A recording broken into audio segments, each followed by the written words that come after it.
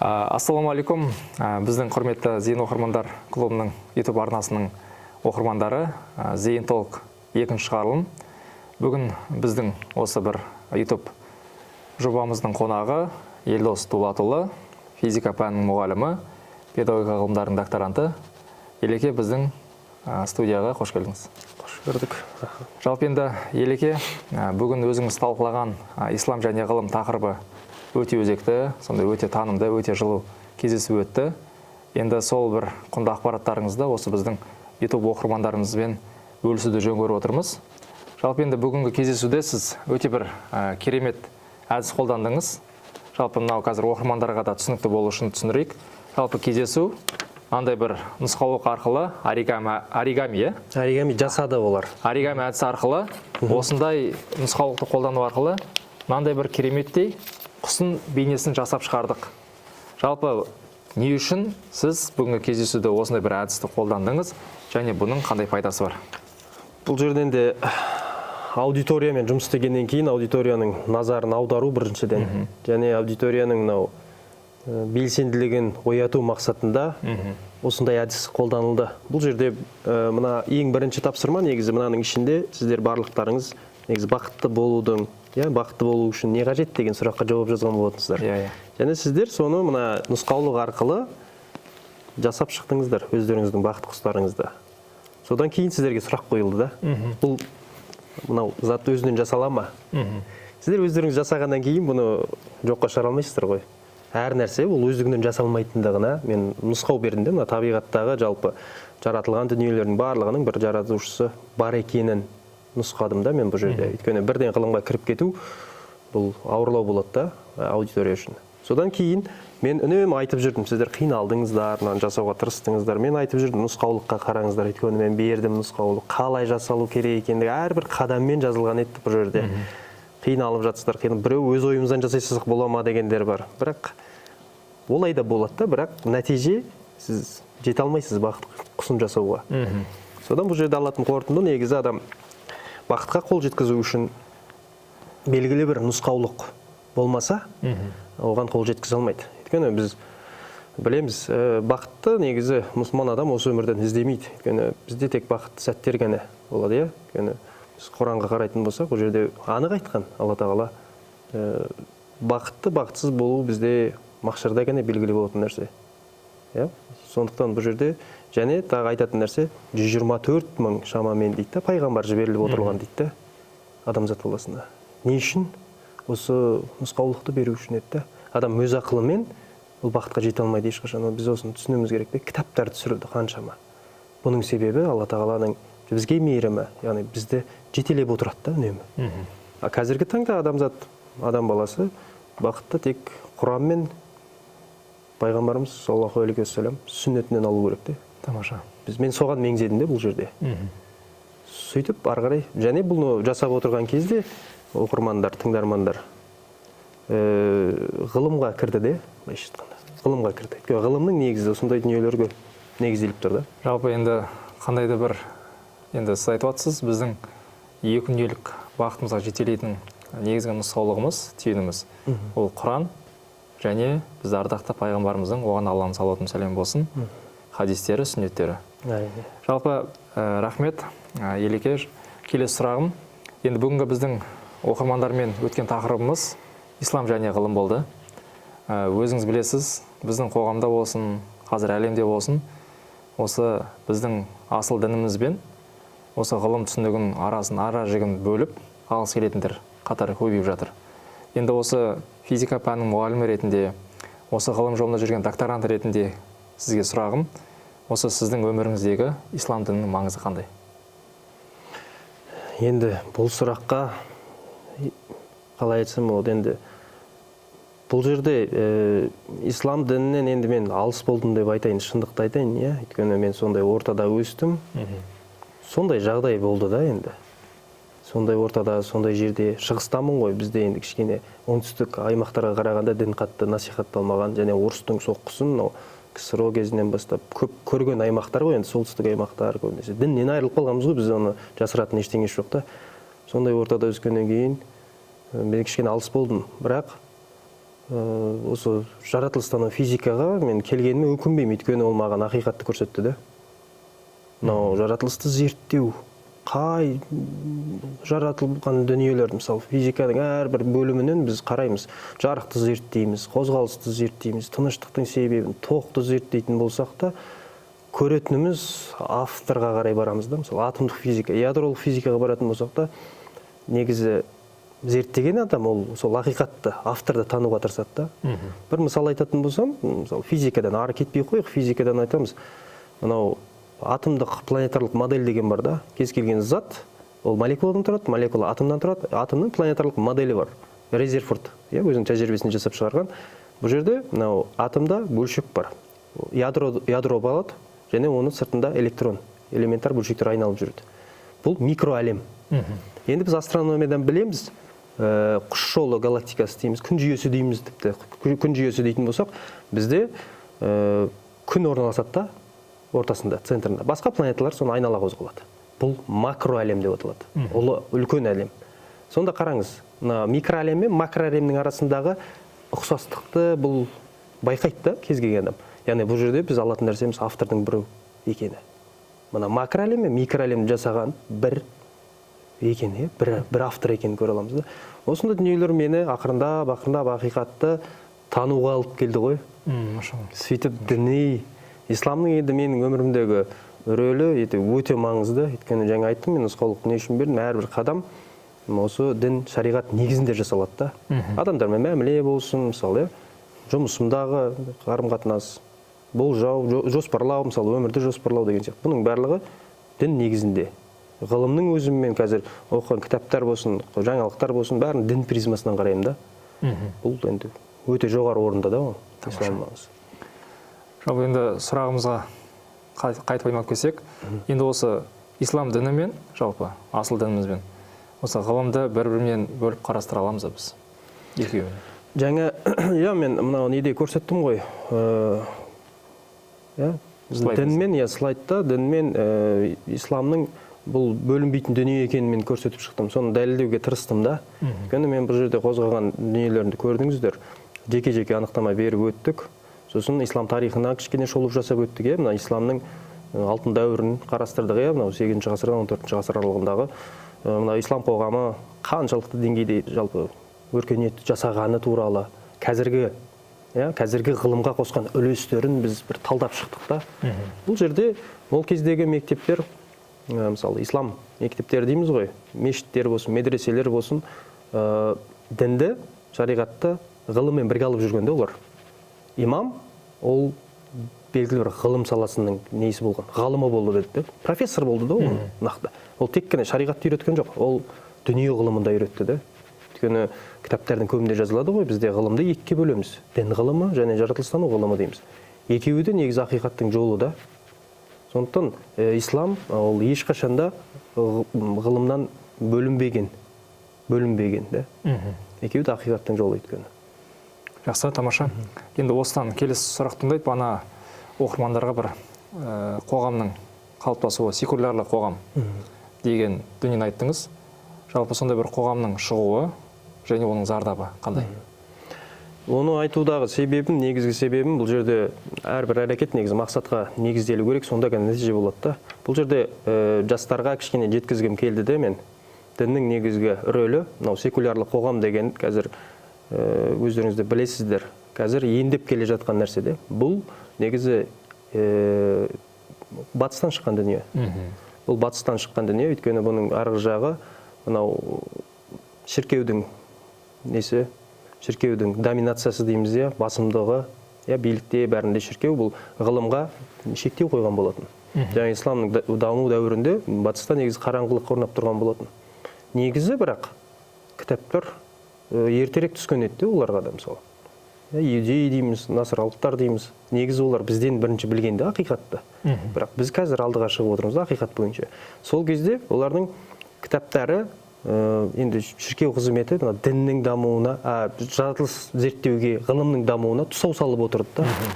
Содан жаңағы білесіздер тарихтан инквизиция жазалары, Коперник, Галилейдің жер күнді айналатындығын ақиқатқа шығармай, шіркеу тарапынан не аяусыз жазаланғаны туралы бірнеше неден тарихтан бізге белгілі. Содан бұл жерде біз түсінетін нәрсеміз негізінде жаңағы насыралықтардың дейміз, Тәурат, Інжілінде ондай дүние жоқ еді да, олар өздері ойдан шығарды ол нәрсені. Сөйтіп жау болды, ғылымға жау болды олар. Өйткені өтірігін олар жасырғысы келді де, жау болды. Содан бізде шығып кетті. Одан кейін соның еңбектерін қараған, өйткені біз әлі күнге дейін физикада Галилейдің зерттеулерін қарап отырамыз, Коперниктің зерттеулерін қарап отырамыз. Соны түсінген қазіргі замандағы қоғамдағы мына ғалымдар сол кездегі кеткен есені қайтаруға тырысып жатыр қазір. Дінді сосын қоғамнан алыстатуға тырысады. Өйткені ол жақта тұншықтырған еді да. Бірақ бұл нәрсе, бұл секулярлық исламға ешқандай қатысы жоқ еді да. Өйткені ислам ғылымы мына жақта, жаңа айтып өттім мен, қаншалық деңгейде гүлденіп жатқанын. Бұл бірге бір тұтас дүние еді. Ол мына жақта иудей христиандарда болып жатқан нәрсе де, басқа әлемде болып жатқан дүниеде. Және секулярлық деген бұл исламның ықпалының азаюы емес, жалпы діннің азаюы деп түсіндіріледі. Бұл және біздің қоғамда өте маңызды нәрсе, өзекті нәрсе. Өйткені біз қазір мемлекетімізді конституция бойынша унитарлы мемлекет дейміз, сол дінге ешқандай не жоқ. Әркім өзі біледі қай дінді таңдайтынын. Бірақ атеизмге тыйым салынғандығы, мені қуантады ол нәрсе. Яғни Құдайдың бар екенін мойындау деген сияқты. Бірақ қазір ондай тенденция бар. Сондықтан жастарға мен соны айтқым келеді. Жаңағы бұл неге оны қозғап жатырмын? Өйткені жаңа айтып өттім мен, мынау баяндаманың барысында да. Мына бұрынғы заман Қазақ хандығын есімізге салайық.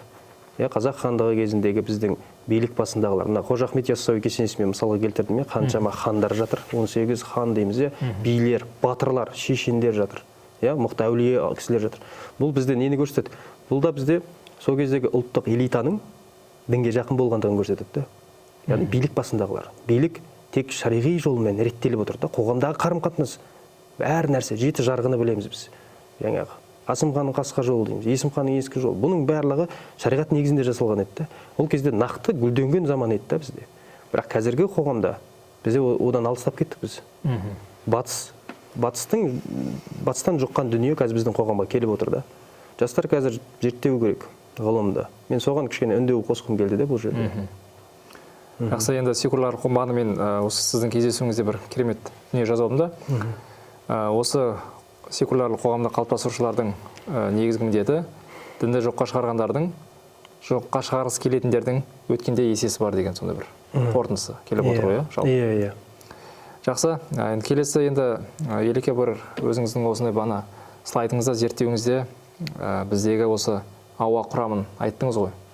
Мысалы, қанша ғасыр, қанша уақыт өтсе де 71% азот, мысалы 21% оттегі, 1% көмір қышқылы газы, мысалы қазір әлемде 8 миллиардтан астам бар адам бар, қаншама өндірістер бар, көліктер бар, мысалы ауаны ласты, бірақ ауаның құрамы ешқашан өзгермейді.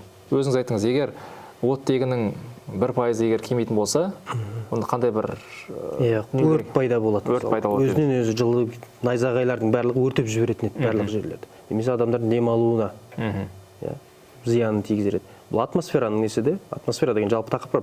Бұл тақырыптар өте көпте айтатын тақырып. Мен негізгілерін теріп айттым да, адамға маңызды болған. Бұл атмосфера ғой. Атмосфераның негізі өзі, мысалы, қазір қараңыздар, ғарыш кеңістігі негізі жарықта, өйткені ол жерде өте көп сәуле түрлері бар. Бірақ неге қараңғы болып көрінеді? Өйткені ол жерде атмосфера жоқ. Біз негізі мына бір-бірімізді көруіміздің өзі, электромагнит толқын таралуының өзі негізі атмосфераның әсерінен. Егер бізде ауа жоқ болатын болса, біз көре алмаймыз, қараңғыда болатын едік. Және жаңағы атмосфера қабаттарында мен атап өттім да, ол жерде. Ол Алла тағаланың жасаған дүниесі. Қаншама нәрседен бізде құтқарып тұр да ол нәрсе. Қабаттар жаңағы. Тропосфера дейміз, стратосфера, ионосфера. Оның өзін қазір мен жеке-жеке айтып бере аламын. Ионосфера не үшін қажет бізге? Стратосфераның негізгі міндеті. Бұл фильтр, былайша айтқанда. Мысалы, білесіздер, ғарыш кеңістігінде өте көп мынау астероид дейміз, метеориттер жүреді, Бұлар миллиардтап келіп жатыр қазір. Бірақ мына фильтр бар бізде. Осы атмосфераға кірген кезде ол жанып кетеді, жерге жетпейді. Егер бұл жоқ болатын болса, жоқ.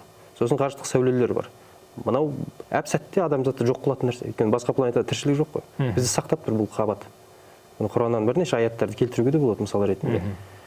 Ал ауаның құрамына келетін болсақ, бұның өзін адам ойланса, кішкене түсінеді.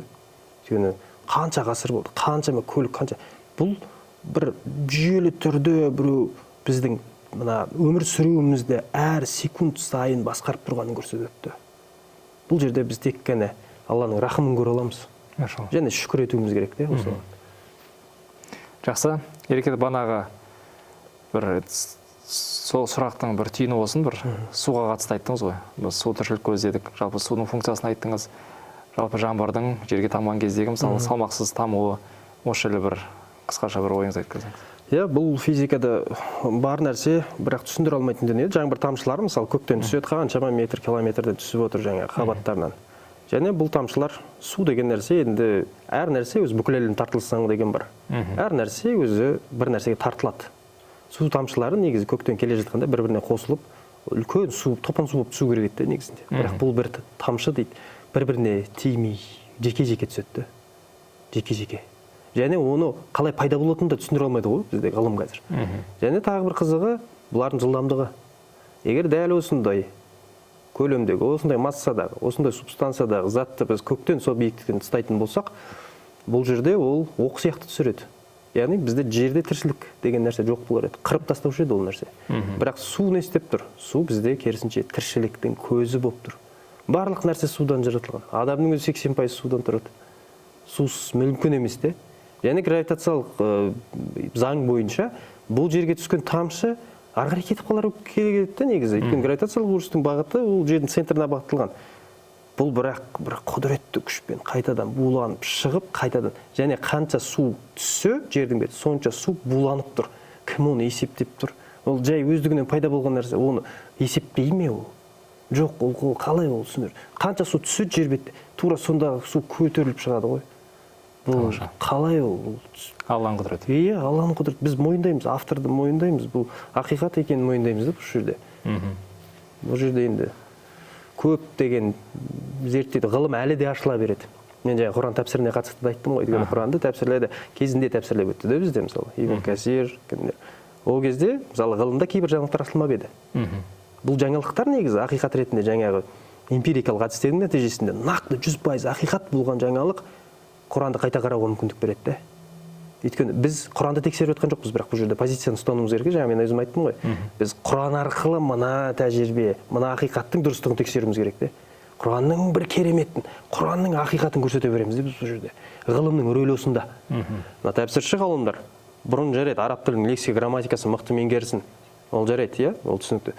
Бірақ қазіргі заманда бұл инженерияны, ғылымды білу керек тәпсіршілер. Өйткені мына Алланың сөзін ол түсіну үшін сондай білімге ие болу керек ол. Нақты дұрыс түсіну үшін. Сол да айтатын нәрсе. Жақсы, ереке тамаша. Жалпы енді осы біздің өзегіміз болған ислам дінінен ажыратқысы келетін осындай қоғамда небір буын өкілдері пайда болып жатыр. Олардың арасында ғалымдар да бар, филологтар да бар, мысалы түрлі ғылым иелері. Соларға не айтар едіңіз, өзіңіздің ойыңыз түйіндесек? Олар енді тыңдаса, олар тыңдай ма деген сұрақ туындайды бұл жерде. Біздің міндетіміз әрбір өзі мұсылманның, менің ғана емес ол ескерту ғой бізде тек қана. Біз оны күшпе бірден қиып оны өзгерте алмаймыз, біз тек ескертеміз. Біз тек ескертеміз, оны бірден деп мынаны үндеп, былай дүзеуге оны біз тырыса алмаймыз ол нәрсеге негізі. Өйткені ол өзінің несі, өзінің позициясы. Алла оны соған ақиқатты көрсетпейтін болса, оны біз дүзей алмаймыз ғой, біз қауқарсызбыз ол жерде. Біз ол жерде жастар, қазіргі келе жатқан жастар осы ғылыммен айналысу керек, ақиқатты көрсету керек. Және ол исламға негізделу керек нәрсе де бұл жерде. Біз исламның дәрежесін осы жақтан көтеруіміз керекпіз. Тек қана құлшылық емес. Бұл ғылымның ішіне, жаңа айттым ғой, ғылымның өзі бізде бөлінеді ғой, жаратылыстану ғылымдары. Біз инновацияны, жаңа айттым, робототехниканың атасы, оптиканың атасы, медицинада қаншама құралдар жасаған. Бізде ислам ғұламалары көптеген еңбек қалдырды ғой. Осы жолды біз қайтадан жаңғыртуымыз керек те. Және осы қазақ мемлекеті, ол бір үммет те. Осы үмметтің негізгі мақсаты сол қайта жаңғырту, жоғалған нәрсе. Және ол жаратылыстану ғылымына ғана емес, гуманитарлық бағытта да болу керек. Адам мен адамның қарым-қатынасы, қоғамдағы қарым-қатынас, психологияны біз батыстан алмауымыз керек. Құранда жазылып кеткен дүниелер жеткілікті бізде. Сондықтан жаңағы адам мен адам қарым-қатынасы бізде мұсылман адамдардың өзінде де әртүрлі мінездерді көреміз ғой қоғамда, иә? Ол жетпеуі де, ғылымның жетпеуі де. Мен солай түсінемін оны. Солай түсінемін. Біз бір-бірімізді түзеп алайық бірінші, үлгі болып көрініп алайық, сосын өздері қызығады олдан. Дұрыстығын, біздің бейбіт өмір сүріп жатқанымызды көрген кезде олар неге қызық болады ғой, мысалы, қызығады ғой. Неге біз де осылайша өмір сүрмейміз деген сияқты. Сондықтан біз әркім өзін түзеу керек бұл жерде. Әркім өзінің отбасын құтқару керек. Мен ойым солай. Жақсы, Елеке, Алла разы болсын. Ескерту мүміндерге пайда береді дейді. Әрине. Бүгінгі сіздің осы біздің оқырмандарымызға, сонымен қатар YouTube көрермендерімізге осы бір ескертуіңіз, бір солардың бір көкіректеріне, саналарына нұр болып шашылар деген, төгілер деген ниетіміз бар. Құрметті көрермендер, егер қандай да бір спикерге қатысты, осы ойға қатысты ұсыныс пікірлеріңіз болса, осы видеоның астына комментарийлеріңізді қалдырсаңыздар болады. Елеке, сізге Алла разы болсын. Осы дін жолындағы, ғылым жолындағы еңбектеріңізге Алла жемісін берсін. Келесі көріскенше сау болыңыз. Жақсы, аман болыңыздар. Жақсы.